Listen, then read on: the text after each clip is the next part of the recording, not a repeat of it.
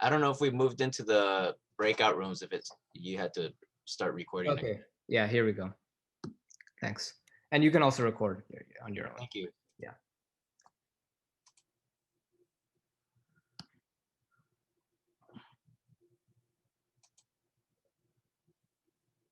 Yeah, let's do that. Create variable. Let's make a variable called y. Let's create a variable called x and rot. So I'm creating variables here that will make writing our code a lot easier. Obviously, you don't need to use variables, but it's good practice because it lets you save values in certain things and makes also interpreting your code quite easy.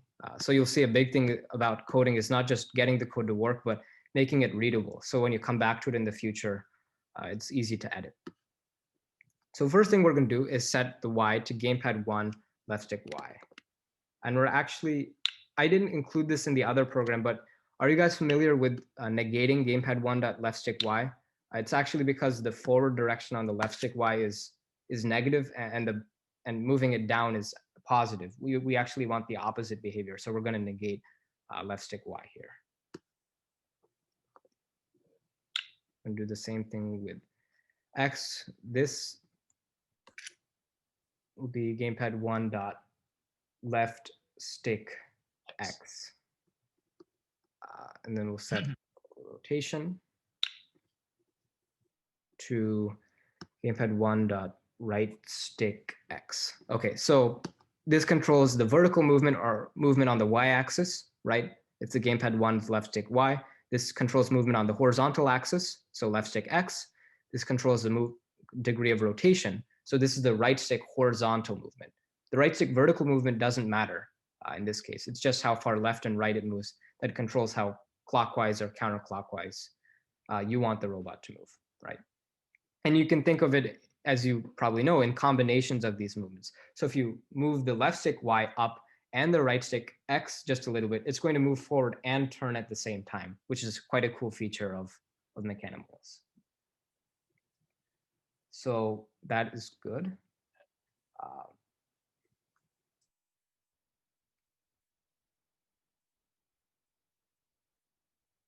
Yeah.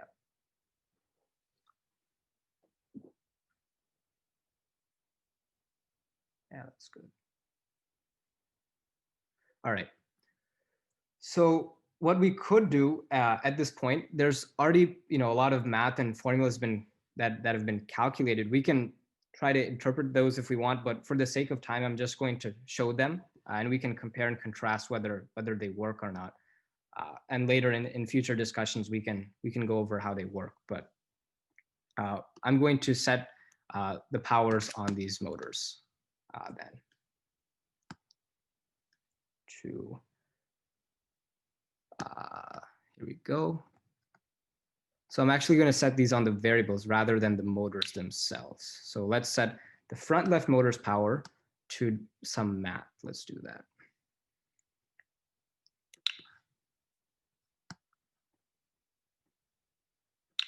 And you can see here, you guys probably know this, but you can nest different math operations. Nesting means you can combine different operations within one another.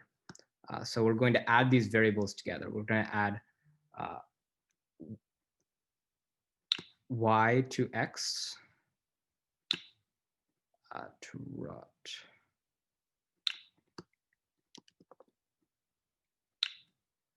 Front right power will be y minus x plus rot. Back left will be, left will be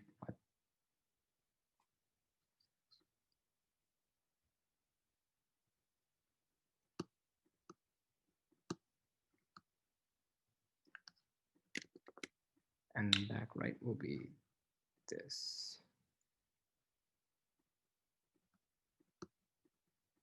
Okay.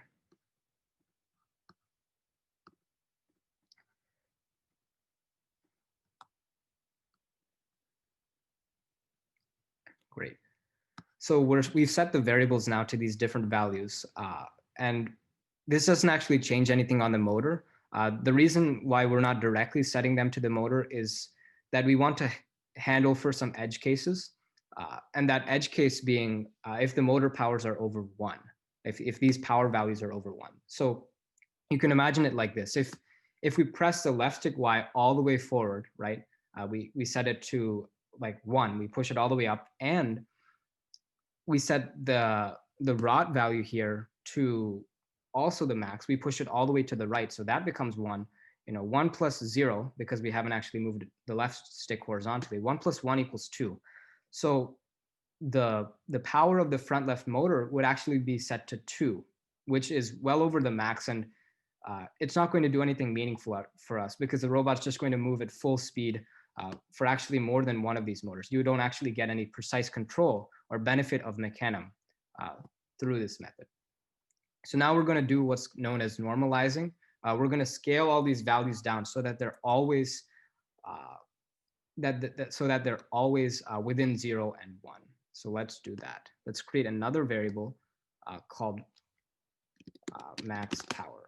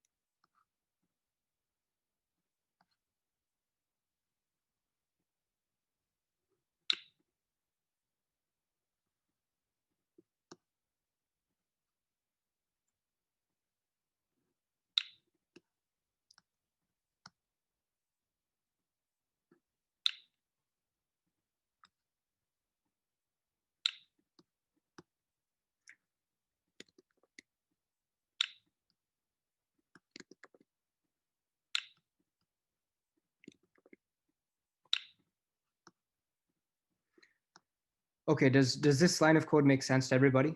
I'm basically taking the maximum value of all these variables here. So I've created a list of all these variables, all these powers. I'm passing that into a function called maximum of list. So it's taking the largest or highest value out of all of these and setting that value to the variable max power. Does that make sense or not?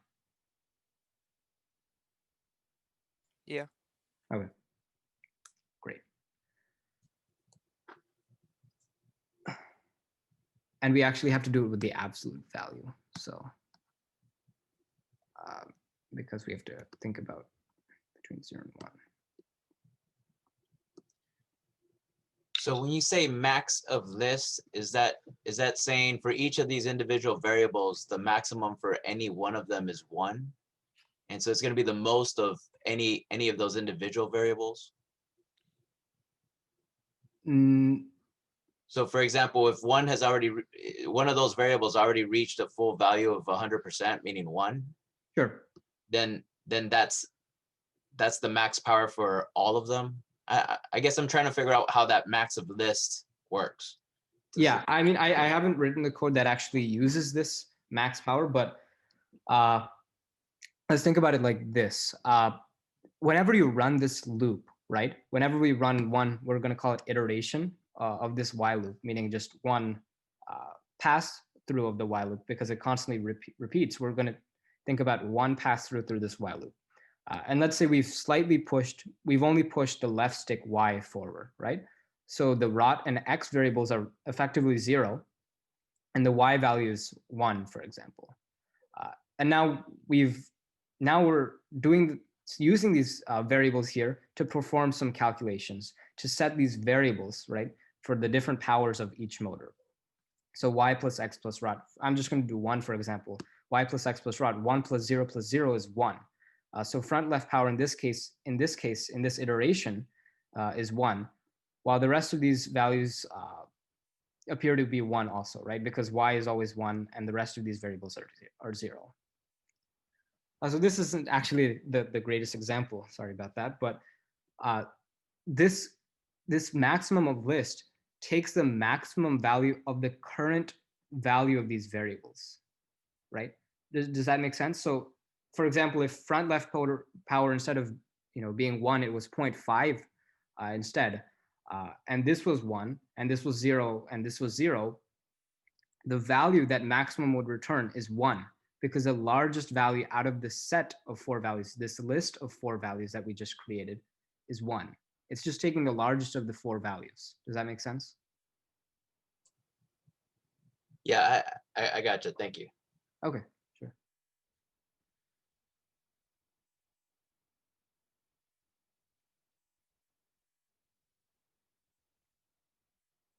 Yeah.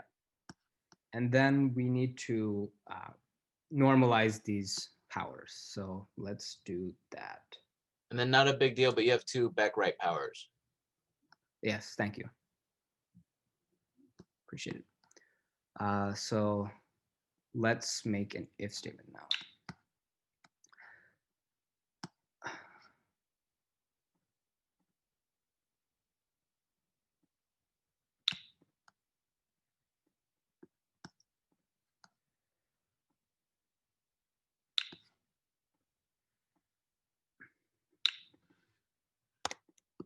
If max power is greater than 1, then we have to normalize these variables.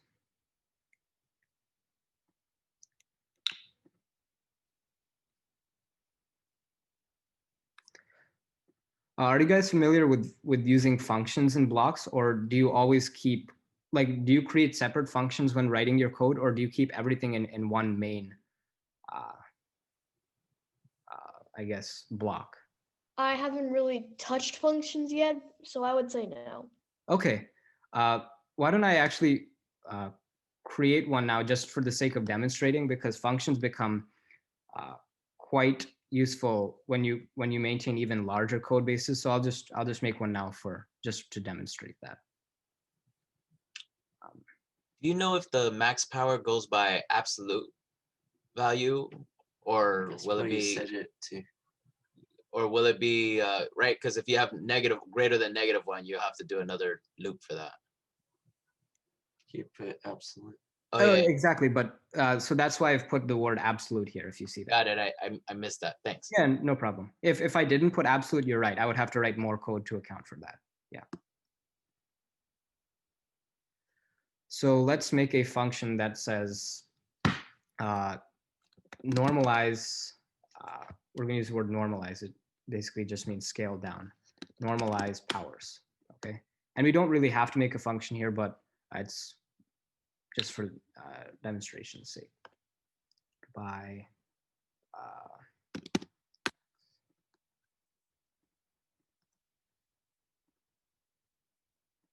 and the other benefit of functions is that it makes your code understandable in sort of bite-sized chunks. So instead of trying to instead of having to parse through, whatever we're going to put in here, you can just say, oh, it's normalizing the powers. It makes, describing and explaining your code much easier when you use functions. So let's do that.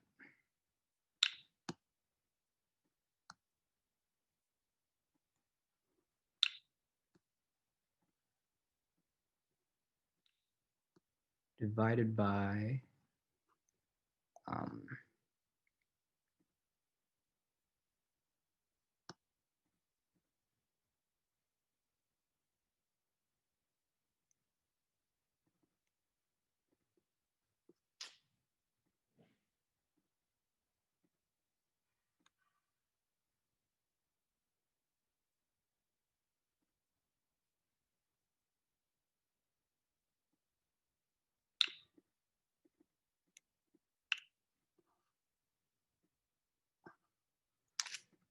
give me 1 second.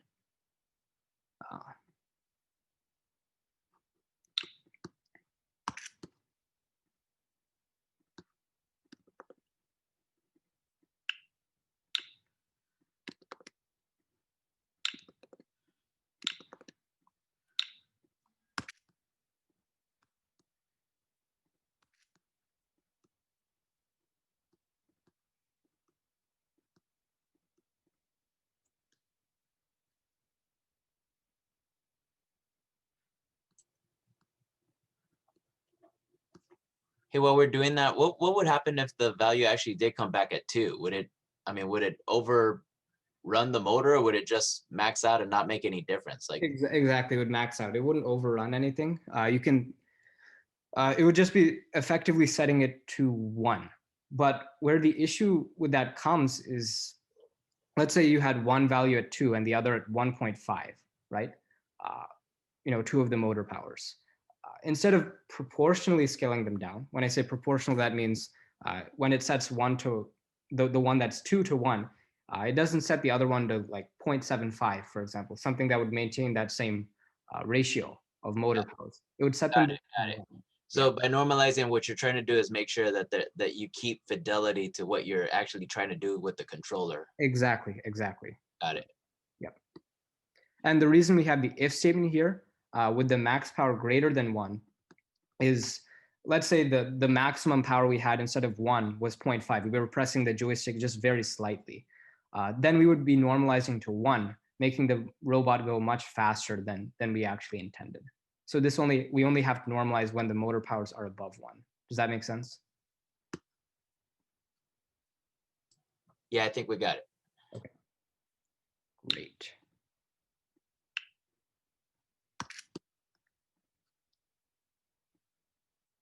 Okay, so I made the function here just to demonstrate how to use it and pass in a variable. You actually, in this case, don't need to use this parameter here. You could just directly pass in max power, but it demonstrates how you can use parameters in a function. Okay, so now we normalize the power, and now we can finally set the powers of the motors. So let's do that.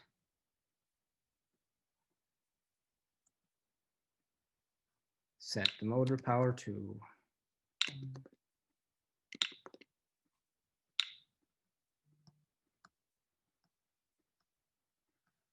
and now we set them to their respective powers.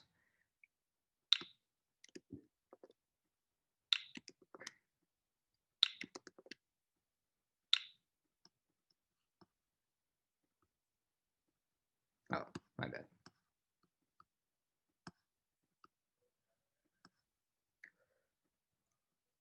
Okay, and if we want extra credit, we can add them to telemetry. That's useful for the driver. I'm not going to do that right now just for the sake of time, but it's a good idea to add them to telemetry. So I'll add a comment.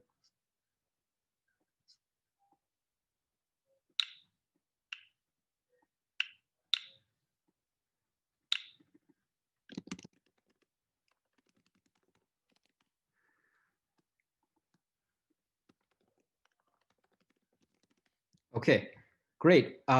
Does this code make sense to anyone? If you have any questions, just feel free to ask now on blocks, on the code itself, on anything, and on anything here.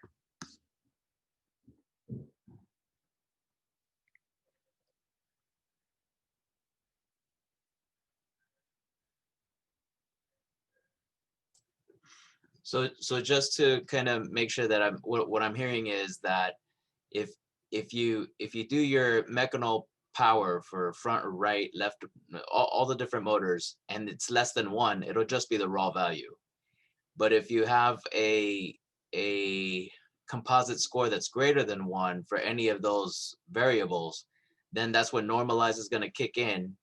And the way that we normalize is we look at the max, and the max score might be, let's say, for example, I don't know if this is possible or not, but let's say that, for example, it might be 2, and that's the highest one. Then whichever one of these is 2 will be set at 1, and everything else will be divided by 2. So you get like a percentage of that maximum. Exactly. Yep. Exactly. Yeah.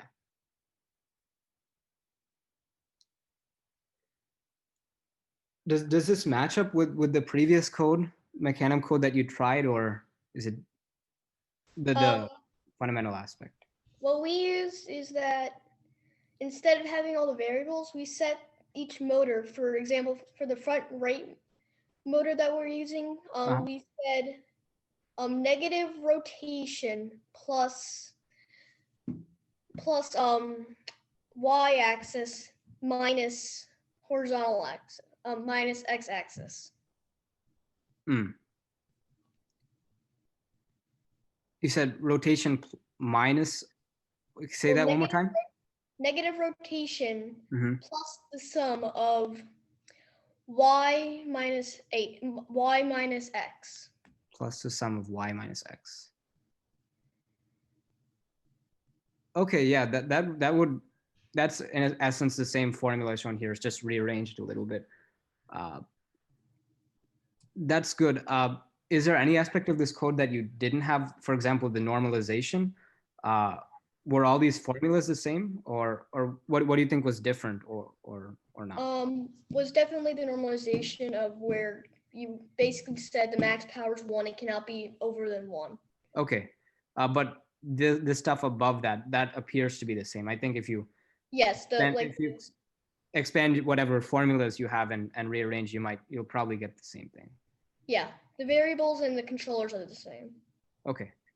And, Right. and it seems like in order to evaluate any one of these variables, for example, like to look at front left power, you can't really look at one in isolation. You'd have to look at all of them because there's different ways that you could do that math, right? Just kind of depends on the orientation of how your motors are rotating.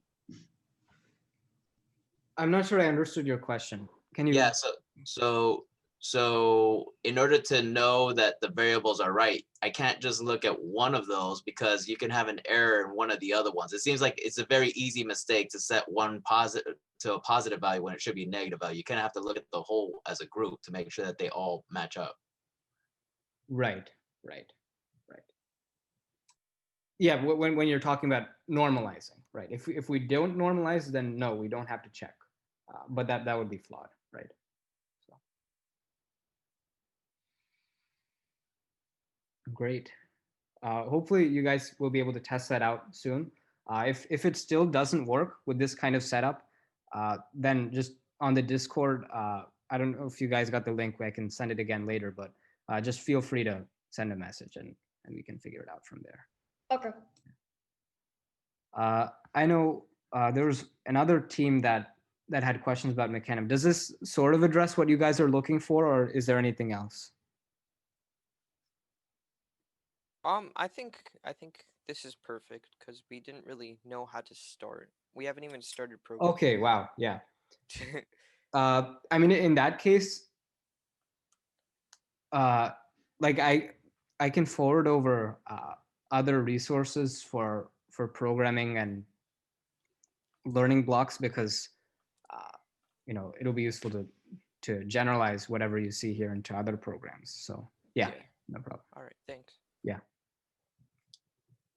But Yeah. at least for now, does the blocks environment make sense? If you have a basic grasp of programming, does it make sense at least how to? Yeah, it's really simple. Yeah. Okay. It's more simple than I thought. Yeah, great. I mean, realistically speaking, Java actually takes longer to develop than like, you know, for this, and there's a lot more potential for bugs even with simpler programs like this. So generally speaking, blocks is just the way to go on, unless you want to incorporate what's known as like third-party libraries. So there's other code that people have made to do other functions in the game. There's something called Roadrunner, but that's not really important for now. So yeah, I mean, until you get a program working with blocks, this is the best way to understand what's going on there. So great. That covers Mecanum Drive. For TeleOp, at least, this is not autonomous at all. I mean, I'm thinking what's useful, because at 11:30 we're taking a brief break.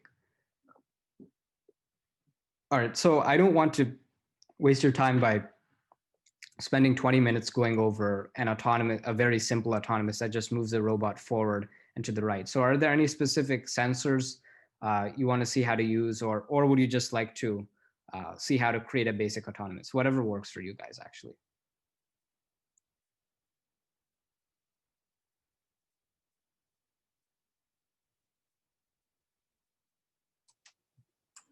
I don't think we've even really started discussing sensors. Hayden, I don't know. Do you have any particular sensors that we had talked about or that maybe we missed? No, nothing really. The only real sensor I was planning to use is the camera for positioning and seeing how many rings and what square to go to. Okay, Karthik will actually be going over that at 12 later today. Like TensorFlow and Vuforia, I think that directly addresses your camera things, right? Finding the position. So that'll be good there. Jonathan will be there too. Okay. So yeah. Another thing I was questioning was servos, because we've been having a little bit of trouble with our servos. Mm-hmm. Can you elaborate a little bit? As in, like, we can't get like the limiters in, as in you only can go this far or this far. I mean, I know how to program them. It's just hard for me to put the limiters in. You mean using the servo? Are you using like a Rev servo? Yeah, Rev Smart Servo. Okay, and you're having difficulty using that servo programmer? Yeah, that's servo programmer. Would that be here, or would that be something completely different? Because if it's completely different, you don't have to worry about it. It's hard to demonstrate right now just because we're not in person. Okay. So. And it would take a little bit more time. So why don't you just follow up with us later in the Discord? Is that fine by you? That's Just fine. put in something there and us or another team can definitely help you with that. So. Okay, thank you. Hey, we went to that Discord link. Yeah. That Jonathan put up, but it took me to a site where I was supposed to kind of claim an account, but everything's blank on there as far as email. I'm not sure if I'm doing something wrong there. Have you made a Discord account yet? Nah. I don't even know what Discord is. All right. It's a messaging like platform. So just go ahead and just register for Discord and then click on that link again, probably. All right, got it. Thanks. Great.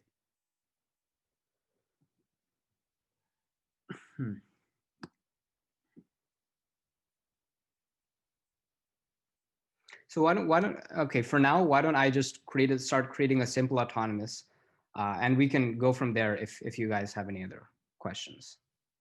Let's do that. So this is saved. Let's create a new op mode.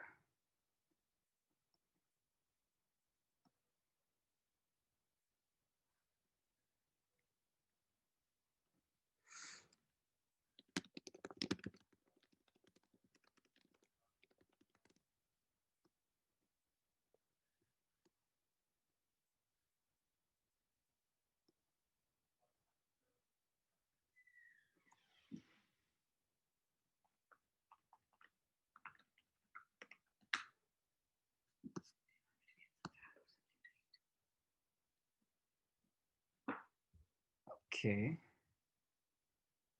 Let's do this.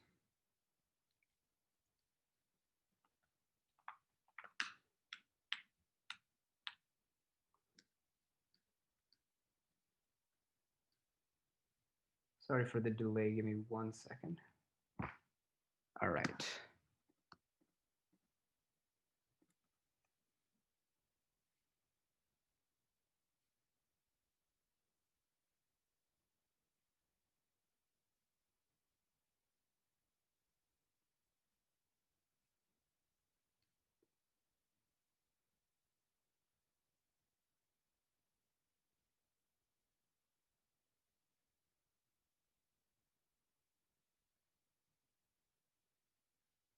Yep.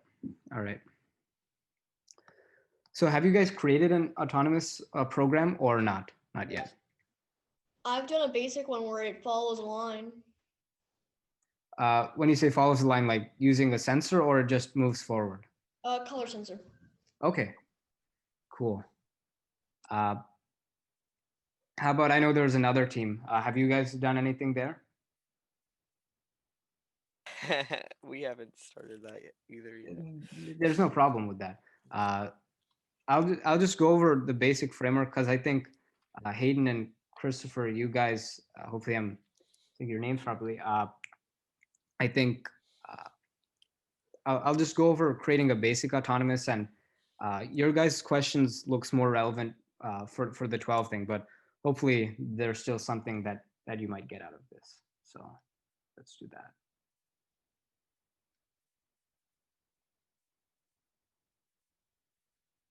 And Razor Steel was also here, right? Yes, this is me, the Segueras, and Walt Oh, are okay. I'm sorry. Razor Steel. Okay, perfect. Great. Your guys' programmer left, former programmer left, right? Yeah, he left. Okay. Cool. All right.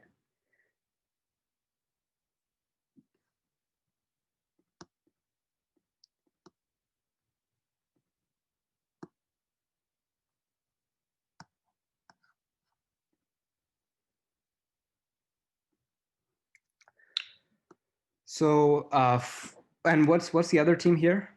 Other team name?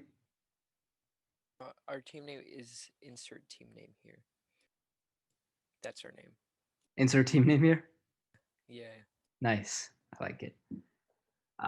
So insert team name here. Let's That ought to be confusing for other teams. yeah, we were really confused on the form when we saw that. Just go by the acronym ITH. Or I insert team name here. I don't know. I have to spell that out. That sounds like a military acronym coming up.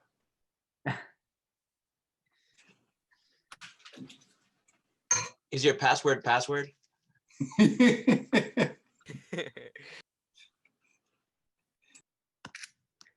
Okay. So let's do it.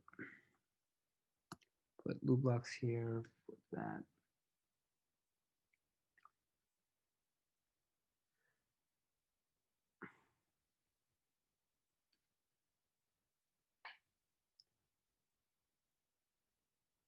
So do you guys use encoders on your motors? Or not? We haven't used encoders yet. No, yes, we do. All of our motors have encoders on them. We just haven't utilized them for this year yet. Okay, why don't we do that then? Because that'll be useful for both teams now. Encoders, obviously you may know this, but encoders will be useful because they help you counteract any differences, any variability in motor power or battery life when you're running your program, and especially in competition, when every team inevitably is low on battery. So, by using encoders, you have an objective measure of how many times your motor has spun, which in effect gives you an objective measure on how far your robot has traveled in most cases, unless it hits an obstacle or something. In that case, you would have to use other sensors like cameras to counteract for that. But just by using encoders, 99% of the time, you already handle a lot of the variability in your autonomous. So I'll go over how to set some of those things for your robot, and if you have any questions during that, you can feel free to ask. So let's set the mode of our motors. So here, just for simplicity's sake, I'm just going to use the front left motor and the front right motor because we're limited on time. So you can just think of it as two motors. So let's do that. So the first thing you have to do whenever using encoders and blocks, and even in Java and Encoder Studio, you have to reset the encoder values, because encoders actually remember, most encoders remember what value they had, in between states. When I say states, meaning like from previous runs of the robot.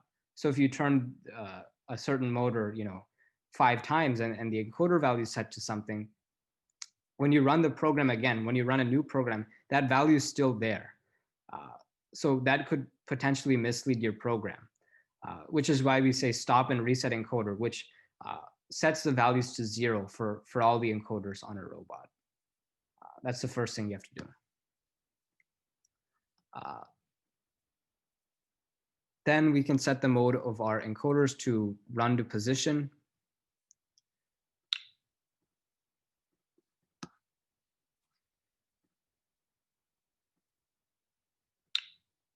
And stop and reset encoder, that mode is just something you do once. You don't actually leave it in that mode. It just sets all the values to 0. Then we say run to position. So this enables us to use code and software that other people have written on the Rev Hub.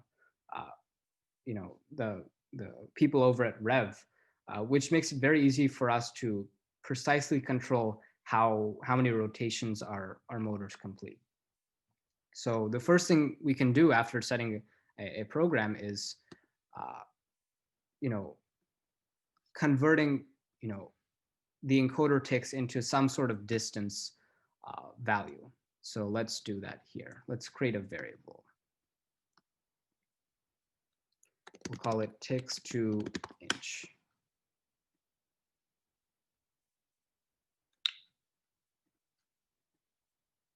And I don't actually, or not ticks to inch, rename.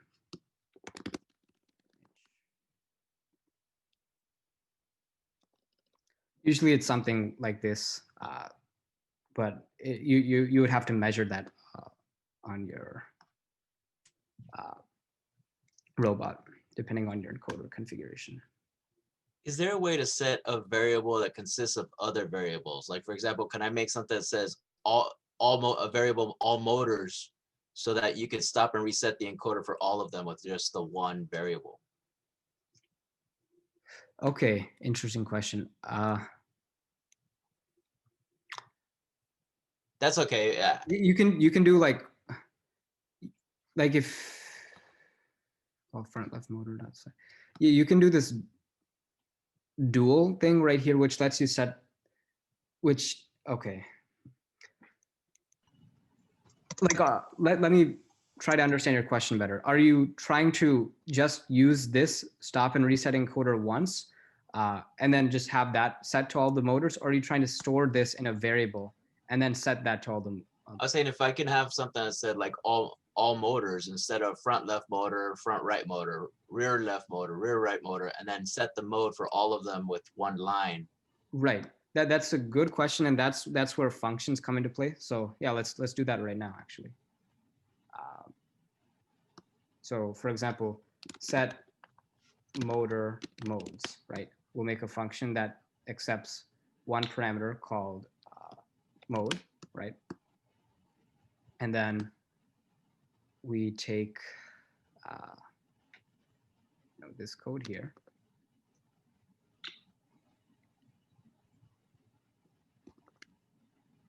So obviously you have to define all the motors at least once in this function, but it makes it convenient for later when you have to use this function more than once. And you can imagine this becoming more useful when you have even more motors. So 1 second, I have to plug in my laptop.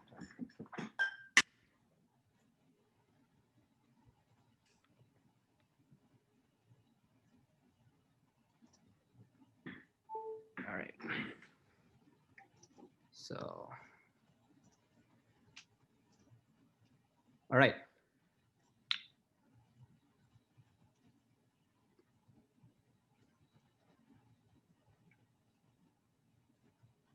Run mode dot.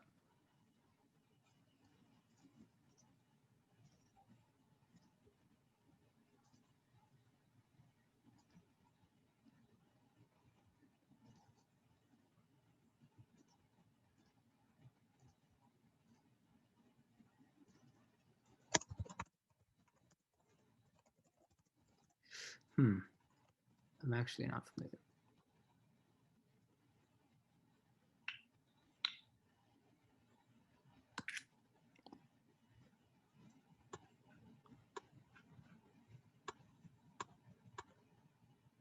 So it actually appears that you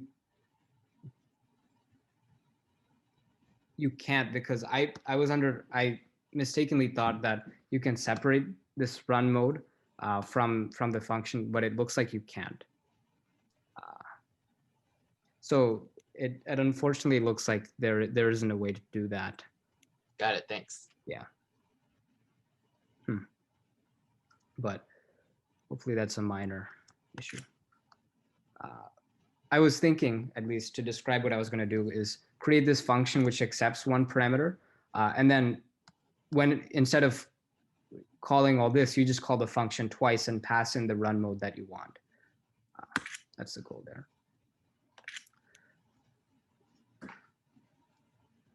All right.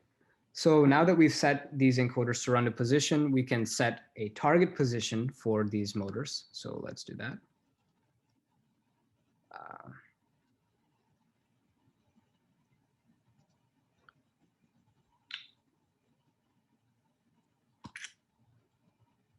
Set that position to, we'll make another function that here,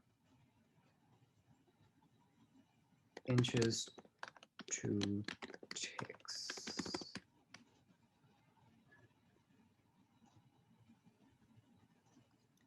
And that returns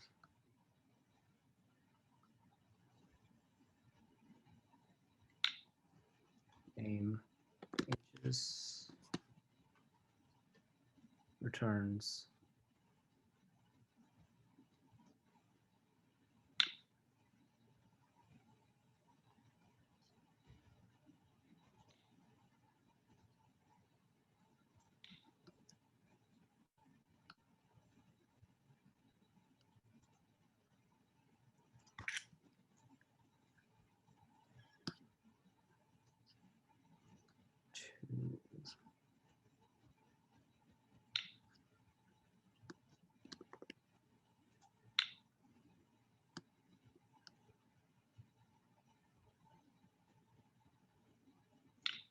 So does it make sense what's going on here?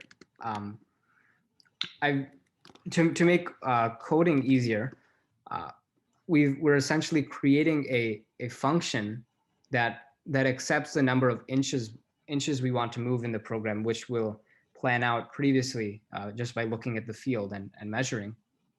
It converts that value in inches or whatever unit you want to ticks. And that's something we previously measure out using this ticks per inch variable.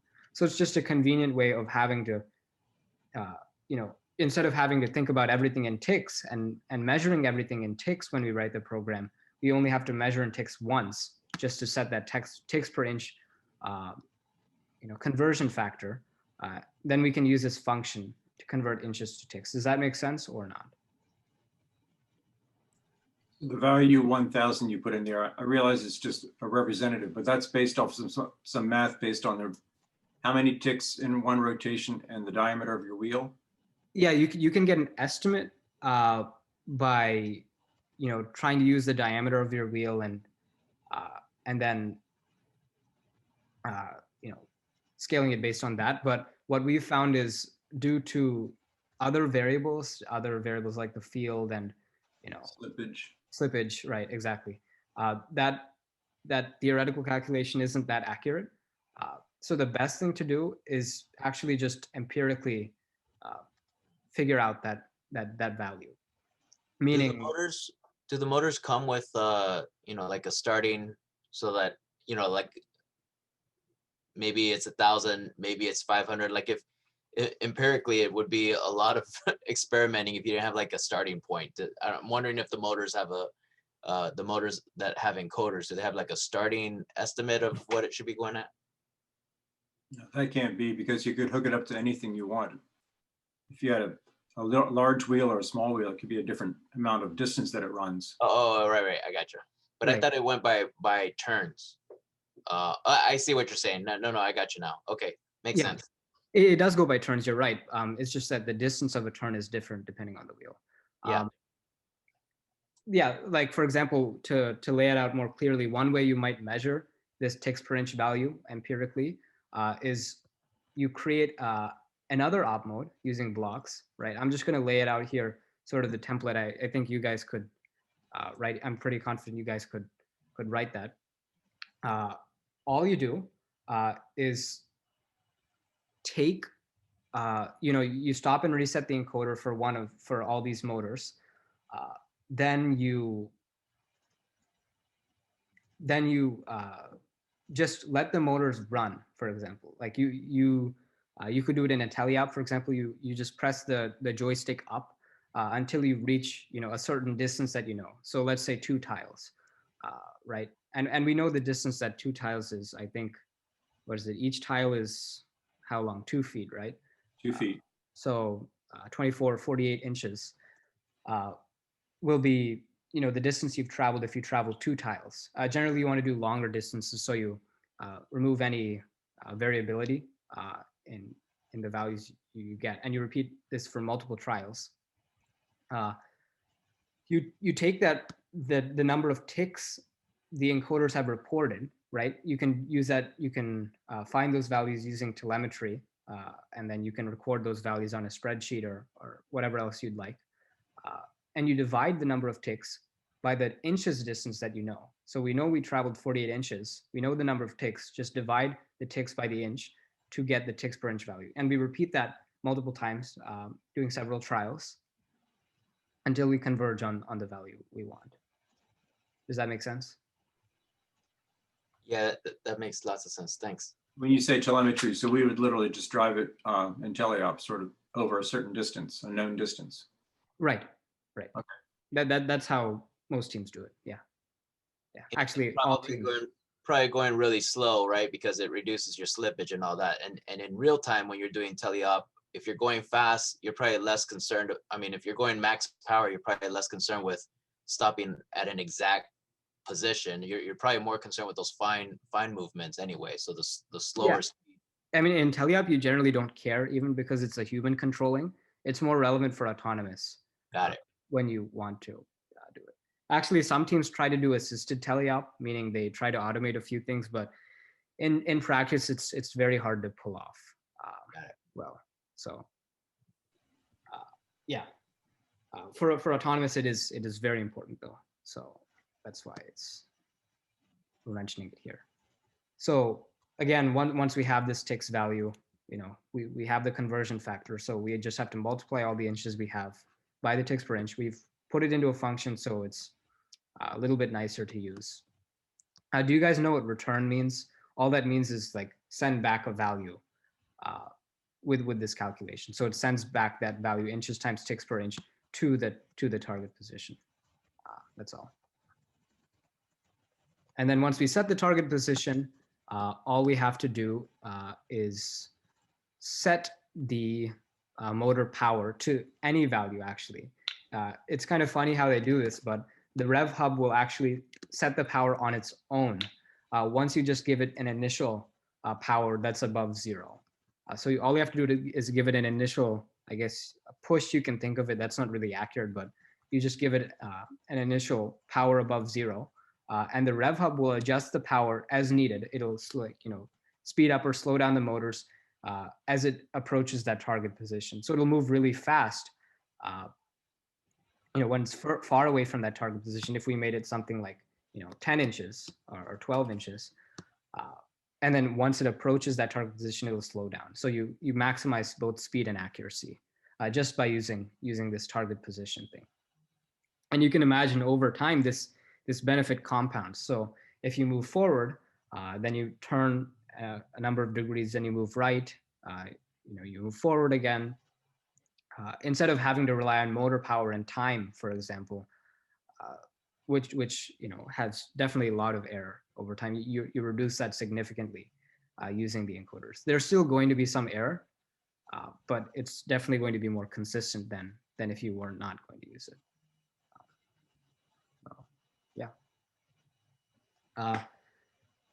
That leaves it there for a very simple autonomous. I mean, the rest of most commonly performed actions in autonomous, like rotating and turning, that's already covered in the previous teleop that we did. All you have to do is convert that into known powers instead of accepting the joystick inputs. So just to be more concrete, when I say that, instead of accepting these gamepad values when we pass it into that function, we can just pass in these math numbers, instead of allowing the user to control them.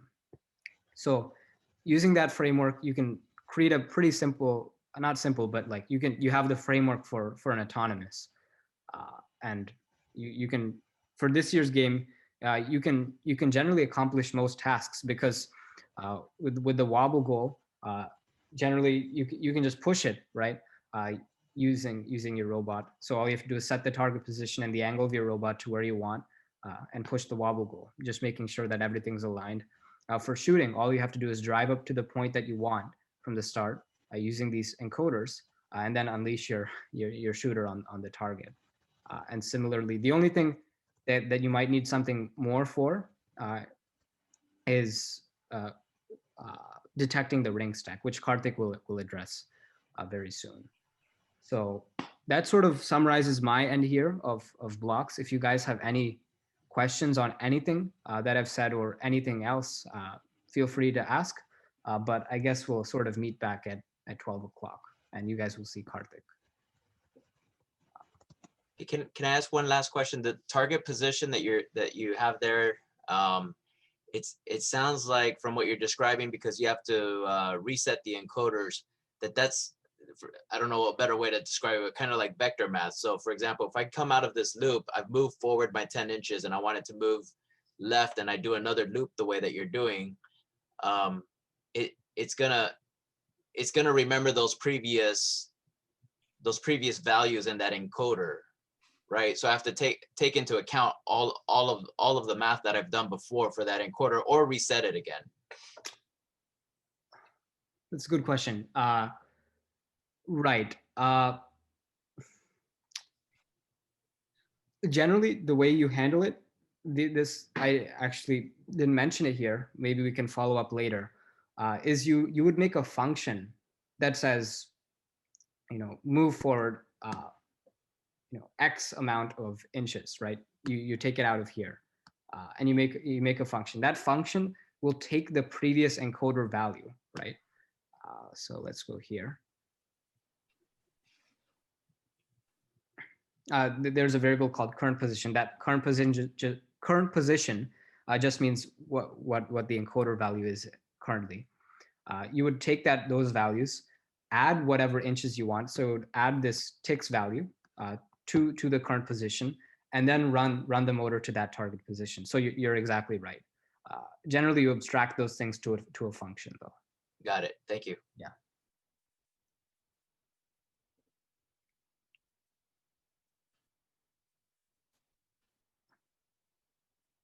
Hey, Rohan, the very last line called telemetry. Oh, yeah. Is that just to get it out of the autonomous mode? No, it doesn't take it out of autonomous mode. That's an artifact of whatever FTC put in. You can ignore that. Okay. It'll end once you finish this Got it. Okay. set of code. The only reason you see this repeat until thing is the repeat word is kind of not accurate. All it means is that if you press the stop button on the driver station, it'll just quit out of whatever is occurring here. So if your autonomous is messing up and your robot's about to hurt itself, or you want to stop it, you just press stop and it'll quit whatever is going on in that moment. Okay. Yeah. Thanks. Hey, when I saw that before, I thought that was, and maybe I got it mixed up with another function, or another line of code. I thought that was kind of sending back to the driver the positions or the values for front, left, right, so you could do troubleshooting if there's a problem. Exactly. Yeah. And it is a good habit to do telemetry. I just didn't want to take the time to put it.